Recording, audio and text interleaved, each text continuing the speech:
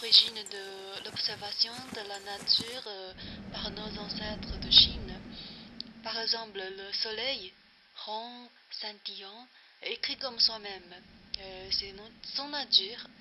Et c'est similaire comme en travaillant dans la montagne. Je dis c'est une exploration comme la lecture.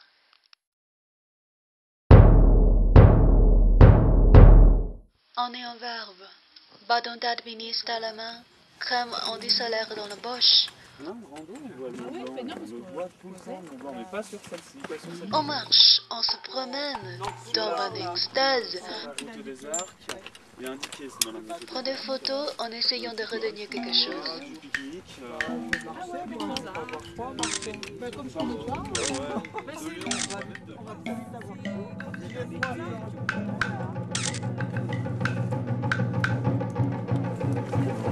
Brusquement, le chaud étouffant nous fait vomir.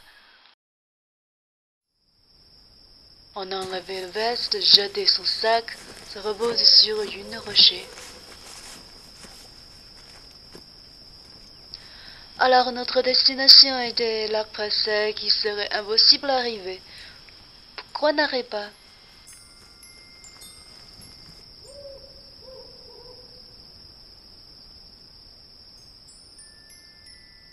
Toujours nous marchons en hâte, la précipitation nous fouette, nous couvre nos yeux.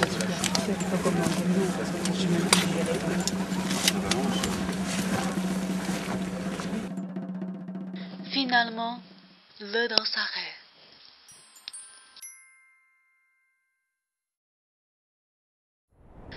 Tu vois la montagne et la mer abyssale. Lisons-le comme un dictionnaire. Pas d'angoisse. Il n'y a pas de page du début ou de fin. Tu liras une page par hasard dans le dictionnaire. Si tu regardes minutieusement, sans respiration, les espaces entre les pins seront des intercaractères de montagne. Tu observes toi-même dans la vapeur levant sur les lacs. Tu observes le monde dans la brume après la pluie.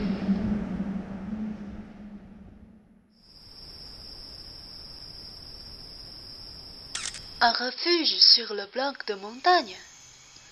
Nous, les marcheurs épuisés, avons trouvé notre sauvetage.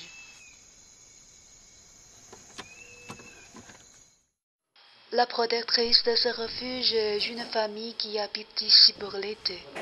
Le radio bourdonne près du vase à fleurs. Les voyageurs se reposent ici, bavardant à voix basse.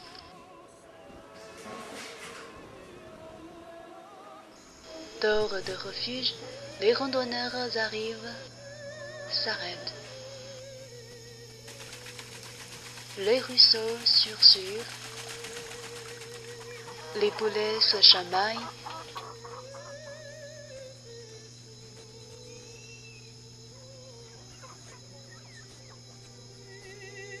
Les gens parlent.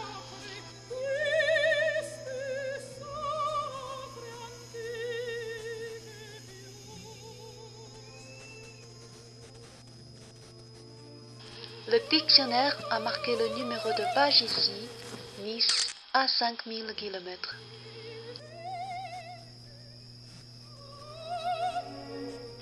Il y a devant, effleurant le toit, qui nous frôle dans l'après-midi.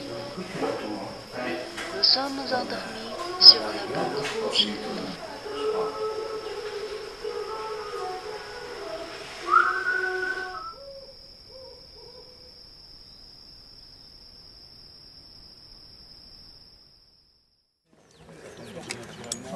Écrivain Milorad Bavikrati, dans la société contemporaine, les gens ont perdu une solitude suffisante pour la lecture de dictionnaires. Si on est entouré par les détails et les particules de vie, par les poussières de ville, par l'emballage de produits, par les bureaux, les impôts, les mobiles, les repas, crème de douche... Est-ce que la chante de fleurs serait constatée par nous? Les paysans et les bergers seraient remarqués par nous. Si tu veux savoir, tous les êtres de montagne bougent, grandissent, communiquent doucement. Les insectes inconnus flottant dans l'eau du lac. Cheval, animal orgueilleux, rongeorge sur la pelouse, entouré par les moustiques. Vache cachée par l'ombre des feuillages, mâchant les herbes. Chèvres, silencieusement versent leur tête sur le côté de montagne.